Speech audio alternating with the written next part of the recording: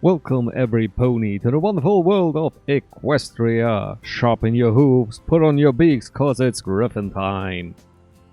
In the wonderful land of Nova Talonsia, we have united all the factions, which means we just pretty much got rid of all your opposition. That's how you unite your people. Pure oppression. Well, doing this, we are now on the verge of an enlightenment, but I'm pretty sure that before I do all this up here, the war focus, I need to do the rest of the industrial tree here, because we really need those military factories and especially pony power and research slot. Research slot is so important, as well as another civilian. It's pointless to go on against the enemy with no equipment, so let's get it on. Good news, every Griff, we rescued our operative. So now we can do is get friendly with our neighbors, those two states. I think it would be real important to get a spy network going, and then, where is it? Propaganda. Diplomatic pressure to, well, make sure they are nice to us. Because I want them to join without a war, because just fighting through everything would just cost too much pony power. Is there still the old way of improving relations? Yes, there is. Let us use a bit of our political power, just to be on the safe side. I don't have to love them, but they should love me. Otherwise, I'm looking real over Greek. They're already allies over there. And they are a puppet. How's it going?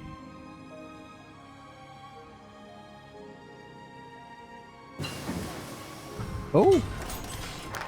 They're already friends with us. We're guaranteeing each other. Didn't know this was the case, but could have been worse. So I'm pretty sure the barony will join us. Alright, the Epiphany. What do we epiph about? Under a brilliant sky, Petivola sat with his eyes closed and his claws clasped together in prayer. I thank you for leading me strength. It is your grace that I owe all my accomplishments to. I have done much, but what I am to do now? I await your chosen one, but I know not whom to look. Oh, who am I waiting for? For a long moment the air was still and full of silence. Suddenly, Petivola felt a strange sensation, as an unnatural warmth washed over him. It was as if he had become untethered from the material world and entered into the spiritual realm. He heard a voice, but not through his ears. It spoke directly to his mind, and said only one word. In an instant, Petivola was back in his garden. His eyes snapped open. He knew the answer. He had always known. I understand. He was to forge a new empire, Talonsia, but built in the image of ancient Sparleos, and he had been the one chosen to lead it to glory. It is my destiny. His mind raced. There would need to be an announcement, organized without any delay. He could not afford to waste any time readying the nation.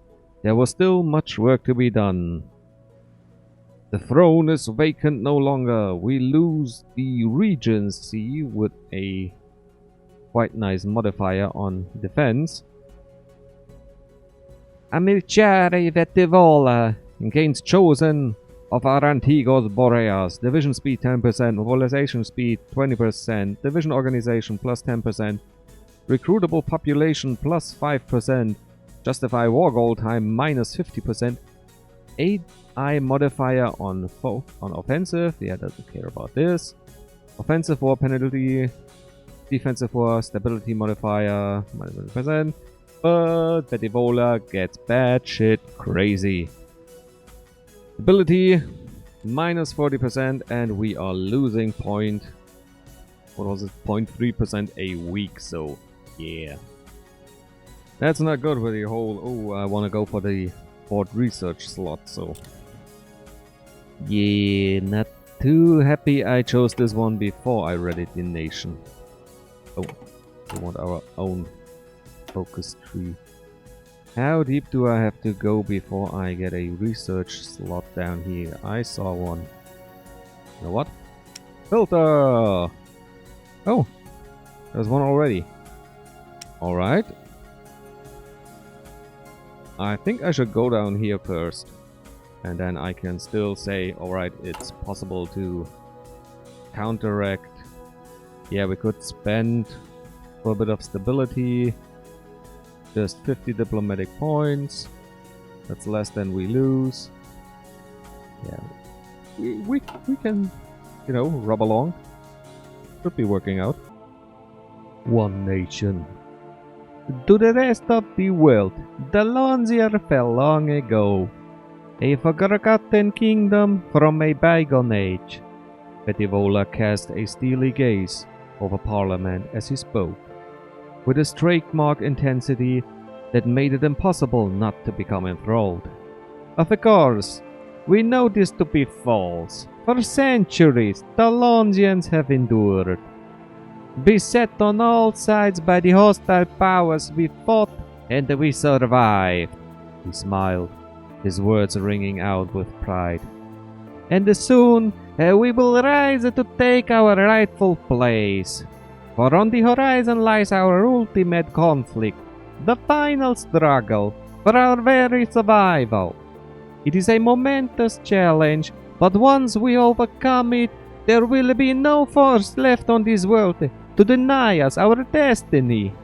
All we must do is stand united in the face of adversity, always staying vigilant for signs of treachery and defeatism. Petivola raised a talon for emphasis as Parliament erupted with applause, shouts of agreement. Yes, we must never underestimate the importance of the spirit. A strong will can overcome any material obstacle, no matter how daunting, he explained, radiating a calm certainty. I promise you that with our unshakable spirit, we will seize our future. Together, we are unstoppable. Ancient traditions, even more recruitable population, even more division recovery rate, and a higher war penalty stability modifier. I also switched our agents over to pressuring the government. I noticed we pretty much spent all our political power right now on we no longer. Pretty much. Ooh, we're losing 3 a month. That's a high amount. But trade partners, really? Because I'm selling something to you. But that's good. Be nice. Be united. Become one with me. Please. I really need it. Infrastructure is being built. Oh, what was the supply again? Oh, there we go. Because at the edge here we are still losing supply. Not enough. It's never enough. And probably drilling doesn't really help that. It needs to be done. I switched over a few more troops to the artillery version. Because right now we don't stand a lick of a chance to get our way into Wingbardy as it stands. Our airplanes are trained up and ready to fly, although basically all they can do is a bit of air superiority.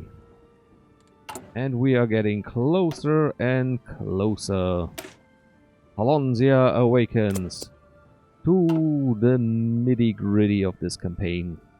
The combat. It's a war simulation after all, so who'd have thunk? Ancient enemies.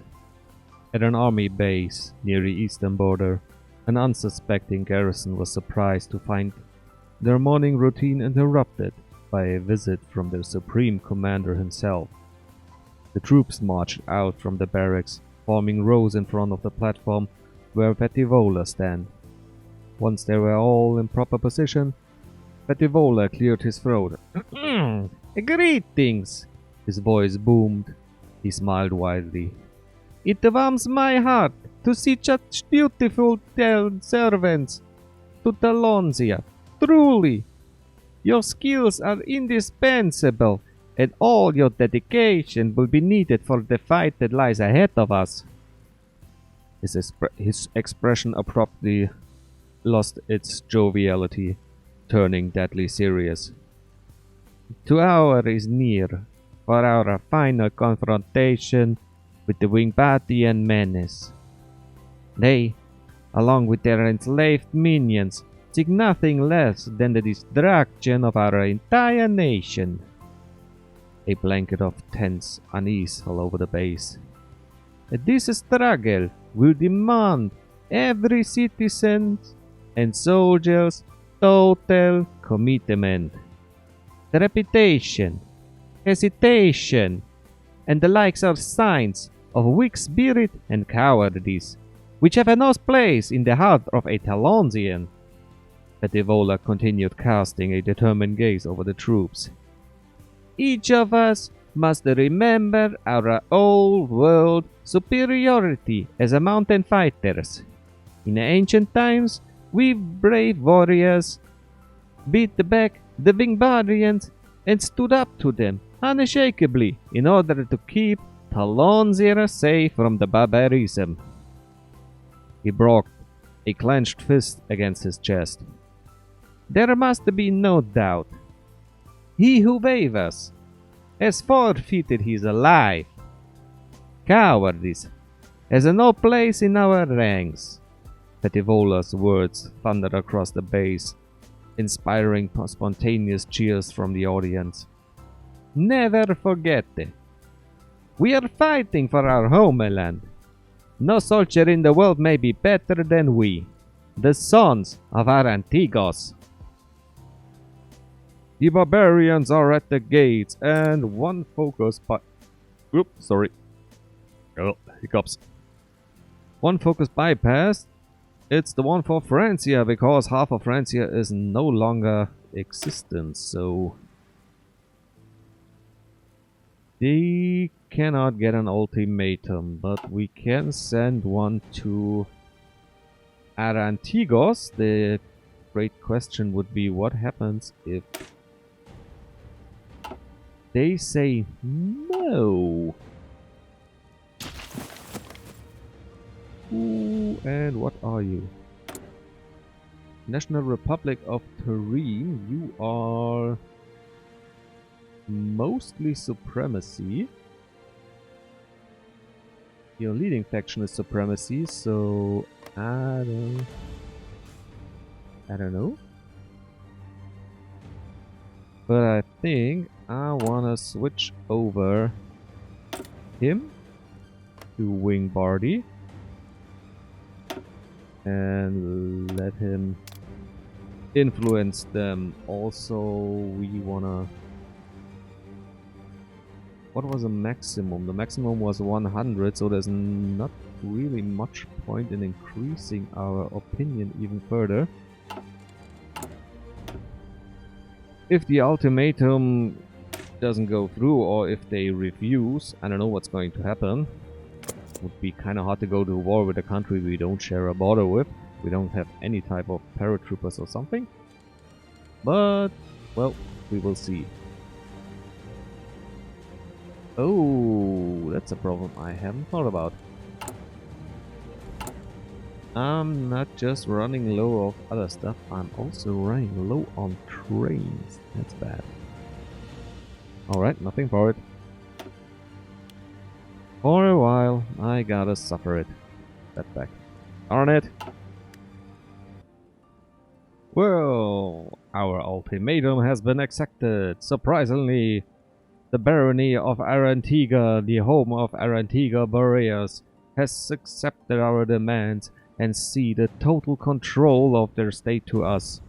We now control their entire military, and their leaders are already being integrated into our administration. Praise Boreas Antragonis. Well, it's the other way around this time. We get 2 little places.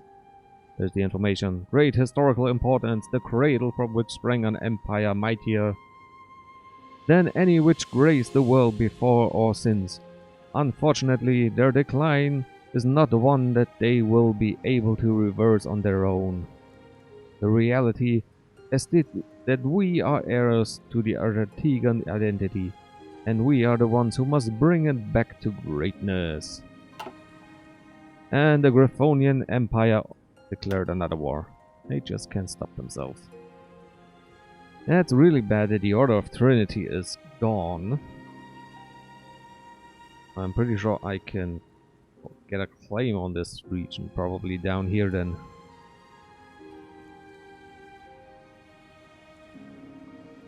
Or don't I? I'm not sure how this one goes, but alright. How are we looking? 87%. We will top up our relations once more, just to be on the safe side, and the AI has modifiers that can increase the chance of success for these, well, let's call them what they are. Gambles, roll of the dice. So if you want to do some safe scumming, I don't know if there's a hidden tag that gets rolled beforehand, or if you can just reload over and over and over until you get the outcome you desire, but that would be boring. Ooh, what I'm gonna do with you? Comandi. Formazione. You get a nice blue color. Your own. Well, front line would be a bit too nice a word. I could. Pretty much all you have to do is just. It's a stupid front line, but there you have it. If you can grab this, well, Pronto. You will be officially named King of the North. What do we got? Oh, 233, 233, 233.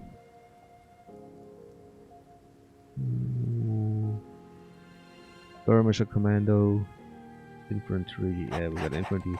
Pronto. Here we got one of our other young generals, an artillery general. Formazione. And he's training new troops, which brings me to something. I can't join training camps. I increased our recruitment drive considerably. Well, let's see where this is going. Well, to no one's real surprise, I think maybe if you are a different ruling ideology, there probably is a hard cap that says, nope, a socialist would never surrender to a supremacist. And now we got a Volgar against Wingbardian. Great, so now we no longer go for this, and we instead trying to build a spy network up in the north. Find out a bit more against our enemy, which apparently has about 20 troops, while we ourselves have a measly 14. That looks bad. Do I know about your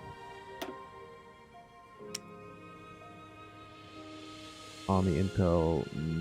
No intel. They are already on extensive conscription, but they are on full-on war economy for a long time. They are outdated. A few poverties, but they have a developed science base, so they are technologically probably at least on the same level, if not superior to us. This is worrisome. Let's get us some more ponies, or griffins in this case, and see where the war leads us to. next time we will declare, yeah, cliffhanger, deal with it. Stay safe, bye bye.